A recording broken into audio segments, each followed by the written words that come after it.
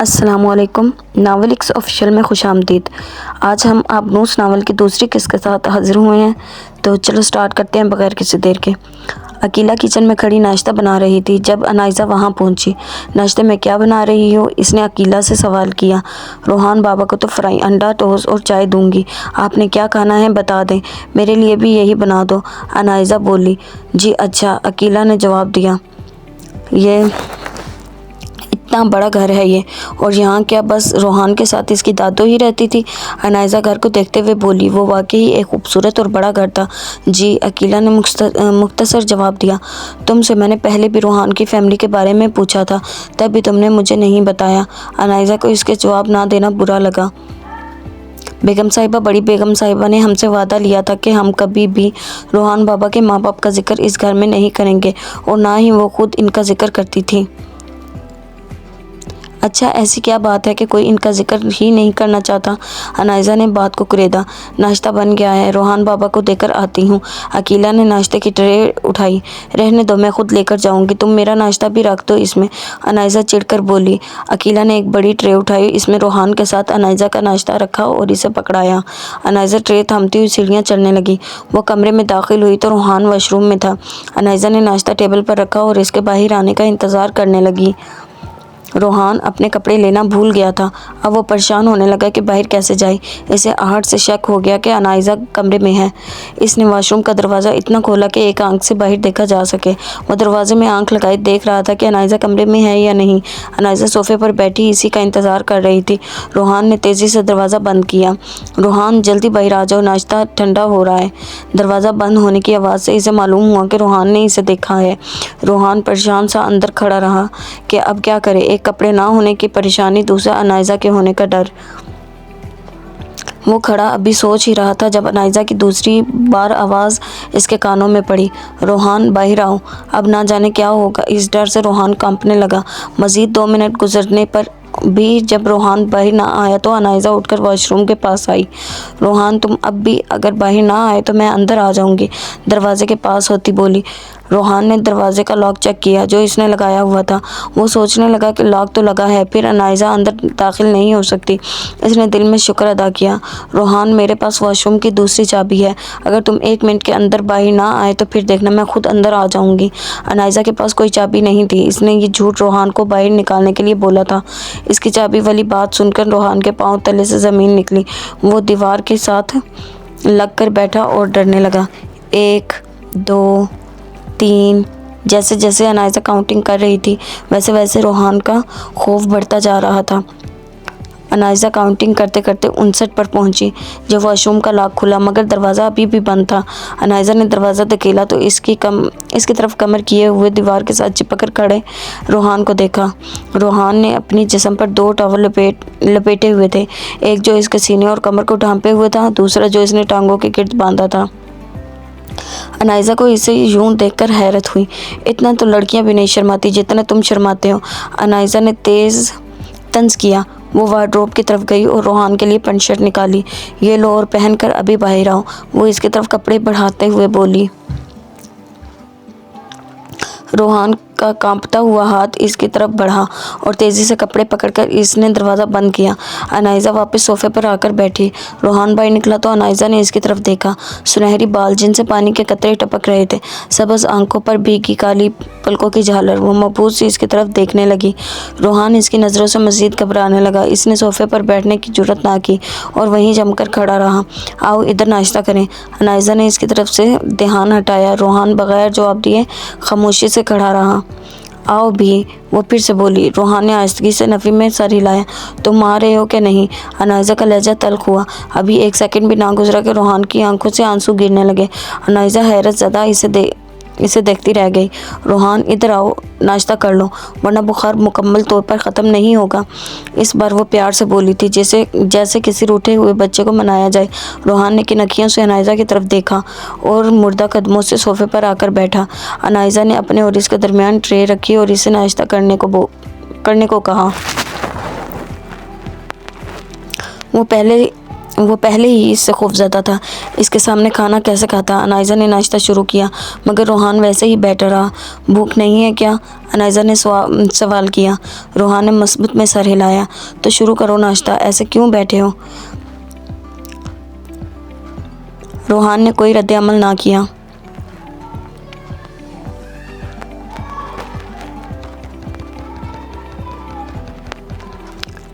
अनाइज़ा ने टोस्ट का निवाला बनाकर रोहान की तरफ बढ़ाया। रोहान ने एक नज़र नवाले को देखा, फिर एक नज़र अनाइज़ा की तरफ देखा। मुँह खोलो, वो नरमी से बोली। आहिस्ता से लब खुले और अनाइज़ा ने इसके मुंह में नवाला डाला। जब वो नवाला चबा रहा था, अनाइज़ा इसके तरफ देखने लगी। बारीक सुर्ख लब, जैसे जैसे गर्दिश करते इसके होंठ का निचला तिल भी वही अमल दोहराता। अनाइज़ा के ज़हन में ऐसे वैसे ख़यालात आने लगे। फिर जल्दी अपने ज़हन को झटका और नाश्ता करने लगी। रोहान भी कपकपाते हाथों से नाश्ते में मसरूफ़ हो गया। आज स्नो फॉलिंग नहीं हो रही थी, इसलिए दोपहर के वक्त शफीक लॉन में बैठा पौधों की काट छांट कर रहा था। जब अनाइज़ा कोट की पॉकेट्स में हाथ डालती हुई इसके पास आई, इसने एक बेल से सफ़ेद फूल तोड़ा। ये कौन से पौधे हैं? मैंने पहले कभी नहीं देखे, इसने शफीक से पूछा। बेगम साहिबा, आप पाकिस्तान से आई हैं ना, इसीलिए आपको इनके बारे में नहीं मालूम। ये यहाँ के महंगे तरीन पौधे हैं। बड़ी बेगम साहिबा ने लगवाए थे, इनको पौधों का बड़ा ही शौक़ था। अनाइज़ा ने कहा। बेगम साहिबा कब न्यूयॉर्क में शिफ्ट हुई थी? रोहान बाबा की पैदाइश के बाद ही बात सही वो यहाँ आ गई थी। हम इनके पुराने नौकर हैं, हमारे बाप दादा इनके यहाँ काम करते थे, इसलिए वो हमें भी साथ ले आई। अच्छा, और रोहान के माँ बाप इस वक्त कहाँ हैं? वो इसी मौजू पर आई। मुझे और अकीला को मार्केट जाना है, घर का बहुत सारा ज़रूरी सामान ख़त्म हो चुका है, इसने कहते हुए अकीला को आवाज़ लगाई। अनाइज़ा ने इसकी बात बदलने पर दांत पीसे। अंदर की कहानी तो मैं भी पता लगा कर ही रहूँगी, इसने दिल में कहा। अकीला चादर लिए शफीक के पास आई। हाँ चलो, इसने जवाब दिया। बेगम साहिबा, हम बस 1-2 घंटों में वापस आ जाएंगे। आप रोहान? हाँ, ख्याल रखूँगी, बेफिक्र रहो। अनाइज़ा ने इसकी बात काटी। अकीला मुंह बसोरती हुई शफीक के साथ चल दी। अनाइज़ा वापस घर में दाखिल हुई और सभी कमरों को चेक करने लगी। आज कुछ तो पता लगा कर रहूँगी। इसने 2-3 कमरे चेक किए, सभी लॉक थे। उफ़, ये चाबियाँ पता नहीं कहाँ हैं। हाँ, अकीला के कमरे में होंगी। वो भागती हुई अकीला के कमरे में पहुँची। बिस्तर, दराज, अलमारियाँ चेक करने पर भी इसे चाबियाँ ना मिली। शिट, मैं ये मौका हाथ से नहीं गंवा सकती। इसने फिर से हिम्मत पकड़ी और एक एक चीज़ ध्यान से देखने लगी। इसे छन की आवाज़ आई। ये क्या है? खुद कलामी करते हुए इसने एक छोटा सा बॉक्स निकाला। वो काफ़ी पुराना लग रहा था। अनाइज़ा ने इसे खोला तो चाबियों का एक गुच्छा मिला। खुशी से इसकी आंखें चमकी। वो हर चीज़ को अपनी जगह पर सेट करती हुई कमरे से बाहर निकली। घर के 4 कमरे बंद थे। वो एक एक कमरे का लॉक खोलती, चेक करती। वो 3 कमरे देख चुकी थी, जिनमें सिवाय फर्नीचर के और कुछ नहीं था। इसने चौथे कमरे का लॉक खोला और अंदर दाखिल हुई। कमरे की तमाम चीज़ें सफ़ेद कपड़ों से ढांपी गई थी और बेड से ऊपर एक बड़ी सी तस्वीर लगी थी। धूल मिट्टी की वजह से अनाइज़ा को तस्वीर में कुछ नज़र ना आया। इसने बेड से कपड़ा हटाया और ऊपर चढ़कर तस्वीर उतारी। वो इसी सफ़ेद कपड़े से तस्वीर को झाड़ने लगी। धूल उड़ने की वजह से खांसने लगी। मुकम्मल तौर पर साफ़ करने के बाद इसकी नज़रें इस तस्वीर पर जमी की जमी ही रह गईं। वो करीबन 23 साला जवान लड़की थी। कमर तक आते सुनहरी बाल, बड़ी सब्ज़ आँखें, सुर्ख सफ़ेद और बारीक होंठों के नीचे दाईं जानिब स्याह तिल। खूबसूरत, बेहद खूबसूरत। अनाइज़ा ने ज़ेरे लब कहा। वो इसे देखते ही पहचान गई। ये रोहान की माँ है, इसीलिए रोहान बिल्कुल अपनी माँ से मुशाबत रखता है। तस्वीर के कोने पर मरियम जमाल राना लिखा था। अनाइज़ा ने वो तस्वीर को बेड पर रखा और साइड टेबल के दराज खोलने लगी। दोनों दराजों से कुछ ना मिला। फिर तेज़ कदमों से ड्रेसिंग टेबल की तरफ बढ़ी। यहाँ दराज खोलते ही इसकी नज़र एक किताब पर पड़ी। इसने बाहर निकाली और इसे साफ़ किया। ओह, ये तो एक डायरी है, इसने खुद कलामी की। अनाइज़ा ने डायरी अपने दुपट्टे में छुपाई और तस्वीर को दीवार पर लगाए कमरा लॉक करके बाहर आई। इसने अकीला के कमरे में जाकर इसी बॉक्स में चाबियाँ रखी और अपने कमरे का रुख किया। वो कमरे में आई तो रोहान मैगज़ीन में सर झुकाए बैठा था। तुम मैगज़ीन भी पढ़ लेते हो? मैं तो समझी डरने और रोने के सिवा कोई काम नहीं है तुम्हें। अनाइज़ा ने रोहान पर खूब तंज किया। रोहान पेज पलट रहा था। इसके आने से सहम गया। इसका हाथ अभी तक पेज पकड़े वहीं पर ही टिका हुआ था। अनाइज़ा ने रोहान की इस हरकत तो देखा तो तन से सर एक तरफ झटका। मेडिसिन ले ली तुमने? रोहान ने नफ़ी में सर हिलाया। किस खुशी में? अनाइज़ा ने फिर से तंज किया। बेड पर बैठकर इसने चुपके से डायरी तकिए के नीचे रखी। रोहान अनाइज़ा की तरफ कमर किए बैठ गया। अनाइज़ा को ये देखकर तब चढ़ी। क्या कोई चुड़ैल हूँ मैं जो तुम्हें खा जाऊंगी? इसने ऊंची आवाज़ में कहा। रोहान के जिस्म में खौफ से कपकपी तारी हुई। ये चीज़ अनाइज़ा ने नोट की। इधर मेरी तरफ रुख करो। रोहान बगैर रद्द-ए-अमल किए बैठा रहा। रोहान, मैं क्या कह रही हूँ? अनाइज़ा बोली। रोहान इसकी बात कान के पीछे फेंकते हुए रोहान इसकी बात कान पीछे फेंकते हुए उठा और कमरे से बाहर निकल गया। ओ मेरे खुदाया! रात का अंधेरा छा चुका था। अनाइज़ा की ग्लास वॉल पर नज़र पड़ी तो अकीला और शफीक घर आ रहे थे। रात का खाना अनाइज़ा ने टेबल पर खाया था और रोहान के लिए कमरे में भिजवा दिया था। वो कमरे में दाखिल हुई तो रोहान मेडिसिन ले रहा था। रुको मैं देती हूँ, वो मीठी ज़बान बोली। रोहान ने चोर नज़रों से इसकी तरफ देखा। अनाइज़ा ने इसे मेडिसिन निकाल कर दी, जो कि पकड़ते हुए रोहान के हाथ डर से कांपने लगे। अनाइज़ा ने दिल ही दिल में इसे करी करी सुनाई, मगर ज़बान से कुछ ना बोली। वो बिस्तर पर अपनी जगह आकर बैठी और रोहान कम्फर्टर में दबक गया। पल ही में वो गहरी नींद सो चुका था। अनाइज़ा ने इसे मेडिसिन में नींद की टेबलेट दी थी। इसने रोहान को गौर से देखा। वो वाकई ही सो रहा था। फिर इसने तकिए के नीचे से डायरी निकाल कर खोली। अनाइज़ा ने डायरी खोली तो पहले ही वर्क पर पूरी फैमिली की तस्वीर थी। इसने हर नफ्स को गौर से देखा। इसे ये तस्वीर किसी तकरीब की लग रही थी। फिर इसने वर्क बदला और मरियम की कहानी सामने आई और वो दिलचस्पी से पढ़ने लगी। 1991 10/1 माजी। पूरी हवेली मेहमानों से भरी है। 400 खुशियों का समा है। आज मैं मरियम जमाल राना अपने चचाजाद अरसम कमाल राना से मंगनी के रिश्ते में मुंसलिक होने जा रही हूँ। हाय रे मेरी प्यारी सी अनारकली, आज तो आपको आपके ख्वाबों का शहज़ादा सलीम मिल ही गया। 18 साला शहज़ादी ने मरियम को छेड़ा।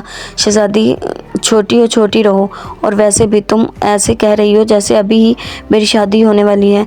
मरियम ने इसे प्यार से डांटा। हाय काश आज आपकी शादी होती, मैंने तो खूब नाचना था, बिल्कुल पारों की तरह यूं यूं करके।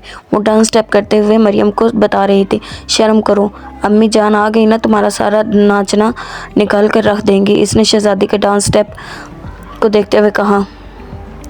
ओहो आपी, एक तो आप मुझे 2 पल ढंग से खुश भी नहीं होने देती हूँ। अच्छा नाच लेना मेरी शादी पर। अभी जाओ और देखो मेहमान आ गए हैं क्या? मरियम का मतलब अरसम की तरफ था। ओह, तो अरसम भाई का इंतज़ार किया जा रहा है। इसने बतीसी निकाली। शहज़ादी अब तुमने और कोई बकवास की ना तो जान निकाल लूँगी तुम्हारी। मरियम इसे मारने के लिए अपने आसपास कोई चीज़ ढूंढने लगी। बस नाराज़ तो मत हो, जा रही हूँ देखने। वो मटक कर चलती बाहर निकली।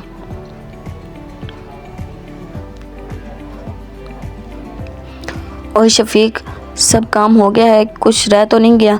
कमाल साहब ने आवाज़ लगाई। नहीं साहब जी, सारे काम हो गए हैं, शफीक ने जवाब दिया। अकीला देखो ज़रा, अरसम और राहिल कहाँ रह गए हैं? देर हो रही है। दुर्दाना बेगम ने अकीला को आवाज़ लगाई।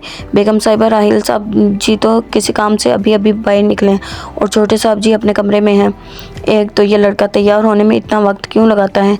दुर्दाना बेगम अरसम के कमरे की तरफ बढ़ने लगी। अरसम ड्रेसिंग के आगे खड़ा खुद पर परफ्यूम छिड़क रहा था जब दुर्दाना बेगम कमरे में दाखिल हुई। हाय मेरा लाल, मेरा चांद का टुकड़ा, माँ सदके जाए, कितना प्यारा लग रहा है। अरसम ने अपना रुख इनकी तरफ किया। घने काले बाल जो ऊपर की तरफ टिकाए गए थे, मोटी आंखें, दरमियाने साइज के होंठों के ऊपर बारीक काली मूछें जिनकी नोकें इसकी शख्सियत को दुगना कर रही थी। सफ़ेद लट्टे का सूट और स्याह खेड़ी पहने वो 26 साल का जवान बहुत पुरकशिश लग रहा था। अरे अम्मी, आप क्यों आ गई? मैं निकल ही रहा था। अरसम ने अपनी मूंछों को बल देते हुए कहा। मुझे पता है तुम्हारा, जब तक मैं तुम्हारे कमरे में ना हूँ तुम बाहर निकलने का नाम ही नहीं लेते। अरे चलें अभी अम्मी, अभी निकल जाते हैं बाहर, और टाइम देखें ना ज़रा। क्या कहा? मेरी वजह से? दुर्दाना बेगम ने अरसम का कान खींचा। अम्मी छोड़े न, दर्द हो रहा है। अरसम मुंह के ज़ाविये बिगाड़ता हुआ बोला। तुम हर बार मेरे साथ ऐसे करते हो, आज बता दें किसकी वजह से? वो मुस्कुराती हुई बोली। मेरी वजह से हुई, अब छोड़े ना। अरसम के बोलते ही दुर्दाना बेगम ने इसका कान छोड़ा। लो तुम माँ पुत्र यहाँ खेल लो। ज़रा वक्त देखो क्या हो गया है, मैं तो जा रहा हूँ, जिसको आना हुआ आ जाऊँ। कमाल साहब बाहर की तरफ यही धमकी देते हुए चल दिए। दुर्दाना बेगम और अरसम ने एक दूसरे की तरफ देखकर हंसी दबाई, क्योंकि वो जानते थे कमाल साहब बाहर गाड़ी के पास खड़े होकर इनका इंतज़ार करेंगे।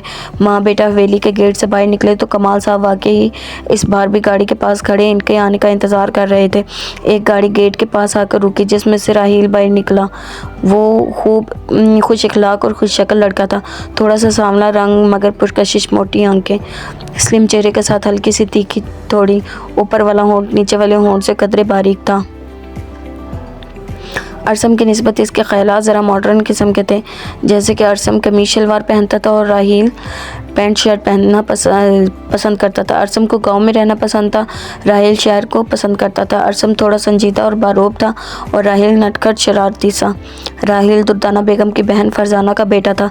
जब राहील 10 साल का था और फरजाना इसका शोहर एक कार एक्सीडेंट में वफात पा गए, तब से ही राहील दुर्दाना बेगम के घर रह रहा था। कोई भी अरसम और राहील में फ़र्क ना करता था। अरसम तो राहील पर जान छिड़कता था। अरसम राहील से 2 साल बड़ा था, तो यूं राहील 24 साल का हुआ। शुक्र कर तू भी आ गया, वरना आज तेरे बगैर ही हमने अरसम की मंगनी कर देनी थी। कमाल साहब ने राहील से कहा। खालू जान ज़रा अरसम भाई से तो पूछ ले, मेरे बगैर वो मंगनी कर भी लेगा या नहीं। राहील अरसम की बगल में जाकर खड़ा हुआ। तू तो जान है मेरी, तेरे बगैर तो मैं खाना नहीं खाता, मंगनी तो दूर की बात है। अरसम ने राहील के बाल में हाथ फेरा। अरे भाई क्या कर रहे हैं, इतना अच्छा हेयर स्टाइल ख़राब करेंगे आप। राहील की बात पर अरसम मुस्कुराने लगा। हमेशा तुम दोनों की वजह से मुझे देर हो जाती है, अब बातें ख़त्म हो गई हों तो चलें। कमाल साहब ने तंज किया।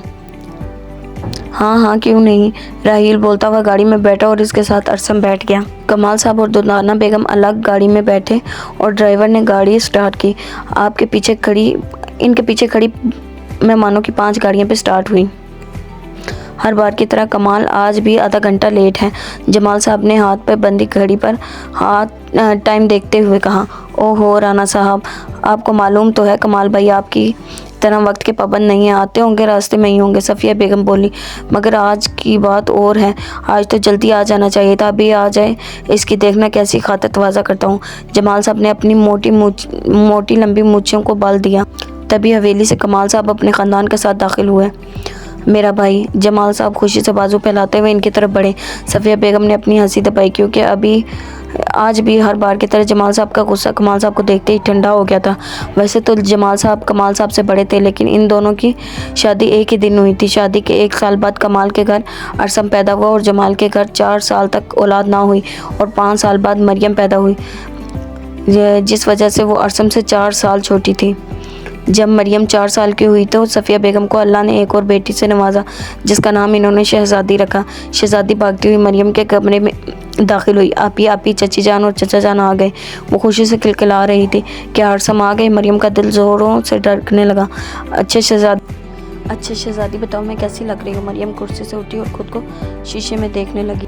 पैरों तक आती सब्ज़ और गुलाबी रंग की फ़्रॉक, गुलाबी दुपट्टा सर पर टिकाए, सब्ज़ आंखों में काजल, बारीक छोटे होंठों पर लिपस्टिक लगाए हुए थी। अरे आपी, आप तो कमाल लग रही हैं, फ़िक्र ही ना करें। अरसम भाई तो वैसे ही आप पर पहले से ही फ़िदा हैं। वो बतीसी निकालते हुए फिर से छेड़ने लगी। जब चुप कर जाओ शहज़ादी। अच्छा भाई मैं चुप। शहज़ादी ने इसकी बात काट दी।